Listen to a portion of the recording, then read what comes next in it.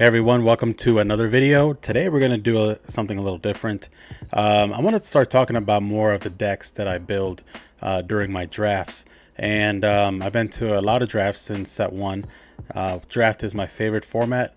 I also like limited. I just kind of like having the challenge of building a new deck out of new cards, getting an idea of like what could work well, I guess you could say, and it just improves that skill. And plus now with the new I guess requirement for planetary, or no, I'm sorry, for the galactic championship, part of the championship I think is going to be also limited or draft parts. So anyways, I'm not sure what I'll call this, maybe deck talk, who knows. But either way, I do want to share one of my decks that I used for draft last week. If we go to our top cam here, so this is before we start, I want to show you my draft kit. This is one of the deck pods for Twin Suns, but I use it for drafting because it's big enough to hold sleeves and cards that you get from your draft. But either way, look at this, it's pretty run down, you know, it means I use it a lot. And this is a problem with these deck boxes, that over time they start wearing down, you know, with wear and tear. But that's why I didn't want to use the Scarif one, because it would basically look like this. But this one, I use it a lot, at least twice a week if I try to go to 2 drafts. Got my tokens here, got my sleeves that I use for draft, which is orange, my favorite color. I use the tokens for I think it was one of the first deck boxes. Use all my tokens here. Yeah, so this is what I use for draft. Anyways, just wanted to show you kind of like how run down that box has been and all the great uses it's gotten me. I like using that one. Now this is one of the decks that I use for draft. I forgot what the leaders I got were, but Cal Kestis was the leader I chose that time. What I like about Cal is that he comes out at 4 resources. He comes out really early. The only issue with Cal is that he's very weak. He's 3 attack, 4 health. So basically with 1 attack from like a 4 drop, 5 drop, it's over. But his ability is interesting because when you use the force, you could exhaust this leader. An opponent chooses a ready unit they control. Exhaust that unit. So you're exhausting the opponent's units, which is nice to slow it down, right? But the thing with Cal, I think if you're going to slow down your opponent, you have to be kind of aggressive. On this flip side, on attack, an opponent chooses a ready unit they control, exhaust it. So you want to get the initiative quickly and then have an opponent choose a unit they control to exhaust. What's nice about Cal is that he comes out before any leader, so you're already exhausting those lower units, right? Trying to get ahead of the curve. Another thing, I'll show you in a little bit what I use for Cal to help him stick around. I got the Starlight Temple base, which is a nice hyperspace base. So I went Cal Green. So I did try one draft a Cal Red. Cal Red worked pretty well. It was pretty aggressive. But the cards I was drafting in this draft, I didn't get a lot of red force units. And the thing is with Cal, you want to get as many force units as possible, because you want to be exhausting as much as possible. So, you know, and that's the thing with drafts. Sometimes you just don't know what you're going to get. You have to work with what you got. And plus, you have to look around you to see what your opponents are getting and what they're drafting. If there's a lot of red being drafted, then maybe you have to switch your strategy. In this case, I decided to go with green. I wanted to try something different. A Cal Red worked well one time, but this time I wasn't drafting red, like I said, so we went green. Now the thing is with yellow, there are a lot of good force units, and that's what I was, you know, my goal was to get a lot of those force units, like for example, Jedi Sentinel and the Ambush 1 Depa. But let me show you what I got for my turn 1 plays. And you know, turn 1 plays are very important in this game, especially in draft, because without your turn 1 plays, it's like you're just going to get behind on the curve. So some key, very important cards that I was, you know, looking for and getting definitely were Youngling Pad 1. Youngling Pad 1, essentially you play this unit and you get the force. Immediately you get the force, which means you can start exhausting right from round 2. And then obviously when you attack, because it's a Force unit, you're going to get the Force. So Youngling Padawan worked great with Cal. And just to let you know, well, I guess I'll tell you my standings at the end. Youngling Padawan was great, but if obviously you just can't guarantee you're going to get Force units, right? So this is definitely one thing that was key in this deck, was Youngling Padawan right from the get-go to get the Force. And then if I wasn't able to get the Force, there is an event that you can draft or get or try to get. Is this one, Directed by the Force.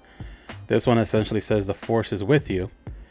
You may play a unit from your hand, paying its cost. So for a one cost card, you get the Force. So if I can't draw any Youngling Padawans, I could probably get this one and just get the Force right from the get-go.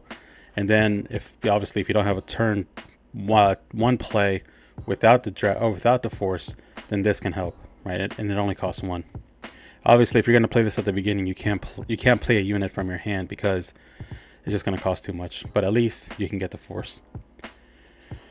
Then my other turn one play. So if you see, these were my only turn one plays with the Force. So I had to get these. If I couldn't get these, then unfortunately we hope to get better units later. My next turn one plays were the N1 Starfighters. Got 3 of those. These were, cheap space units, so why not draft them and get them? I mean, you need something turn one. And then the other turn one play that is very good, it's very effective, is the Loathcat. It's a 2-drop. When played, when defeated. When played, exhaust a unit. When defeated, exhaust a unit. Ground unit. So this little creature here is definitely a good turn one play for draft. It's just, if you're going to do exhausting with Cal, you could do exhausting with Loathcat. So these were my turn one plays. There are 3, 6, 9 out of 30 cards, which is not bad. It's about a third of your deck.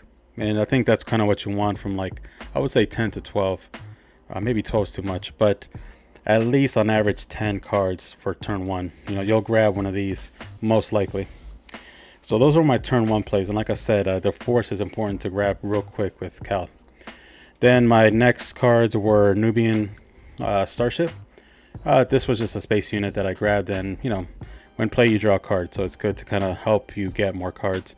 In a 30 card deck, there's not that many cards, but at least maybe you can grab one that you needed.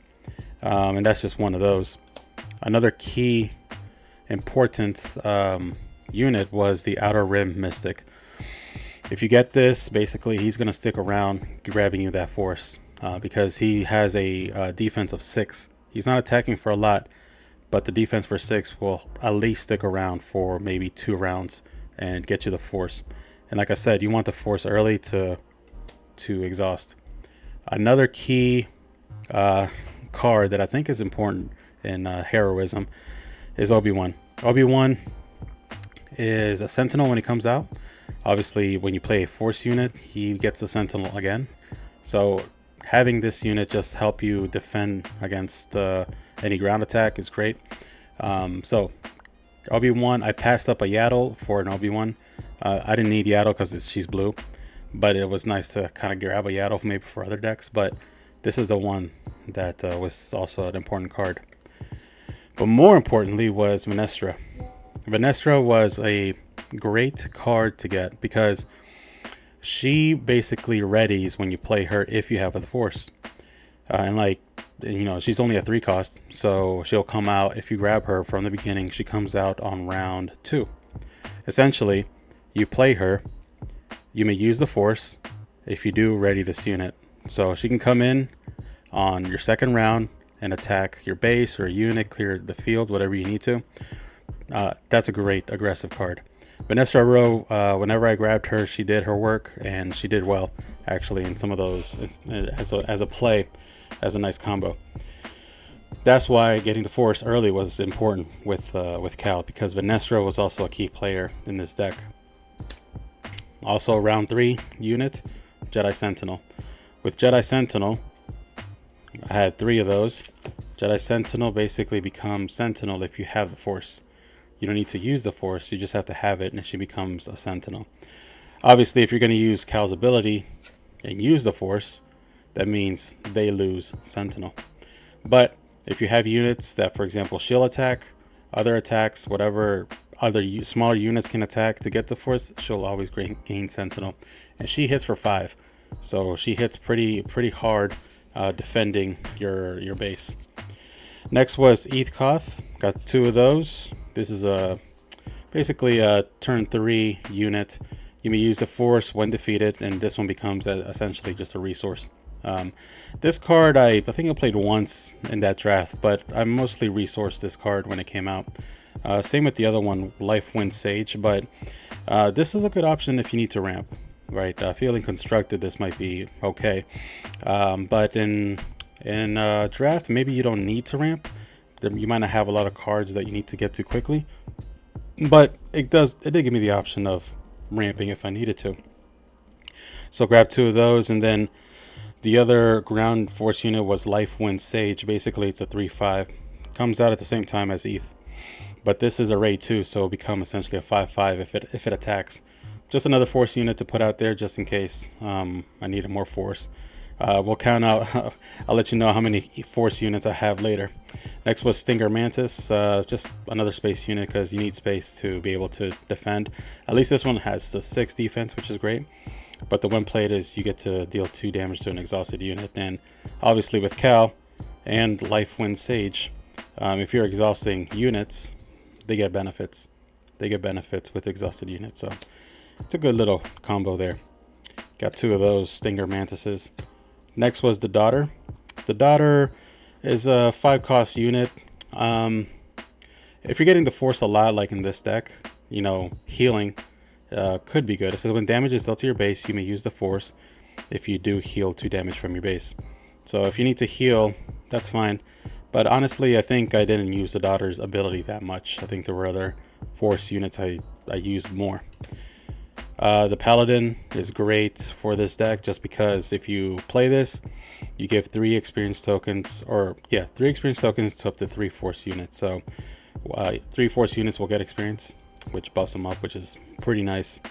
So I like this card. I wish I had more. I would rather have more of these than the Stinger Mantis, just because I want to be more aggressive with Cal, right? So got one of those, but then Depa was great also because Depa, she ambushes. She has a lot of health, 7 health, 5 ambush is not bad. And actually I grabbed 2 of those, was able to draft 2, which is nice. So Depa with being a force also is great. Sorcerers of Tomb, just another force unit, comes out at 6. So these are all obviously late game plays. This one comes shielded though, so it's nice. It will stick around to defend you a little bit, but hitting for 6 is pretty strong. And then some of the upgrades and events, Ascension Cable.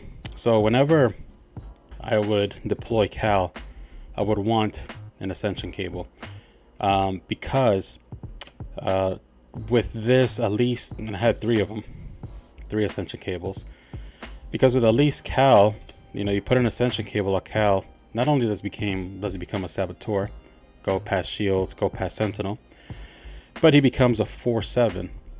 A 4/7 leader exhausting units is great.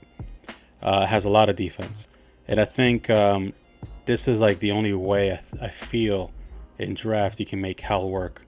Maybe you could put other upgrades as well, but the defense I think just makes a difference for Cal Kestis.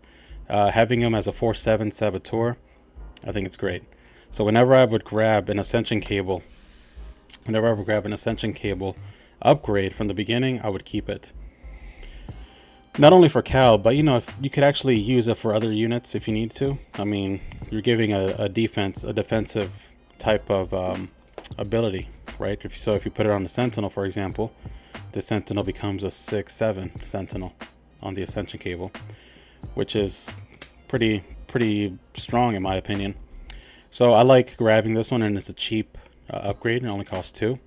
So if you're bringing out Cal on turn 3, right? Yeah, on turn 3, you already have 4 resources, so you're gonna put an Ascension Cable and maybe some other cheap force unit out there. So definitely a worthwhile upgrade that I liked. Another upgrade or event, that was one upgrade. I only had one upgrade. I had 3 events, 2 events actually. I'm so sorry. The first event was Disturbance in the Force. This card, it says, if a friendly unit left play this phase, the force is with you. You may give a shield token to a unit. So I think, again, getting the force as much as possible is key. But also you get the benefit of a shield, right? So this one was a great one, a cheap one cost event. I think it was great. And then we have one of my favorite event cards in this deck, and I think that's a great card overall. Trust your instincts. It says use the force. If you do, attack with a unit. It gets +2 for this attack and deals combat damage before the defender. So this is essentially a shoot first for this set. It costs 1, but you have to use the force. That's why key also getting the force early. I like this card. I used it a number of times when I drew it, and I think it was a good one. Definitely a good one. So that was my deck. I think it's a 33 card deck from what I remember, but either way, let me just count up real quick. I think I had well, obviously I had a lot of force units, so let me just count those up real quick here and I'll let you know.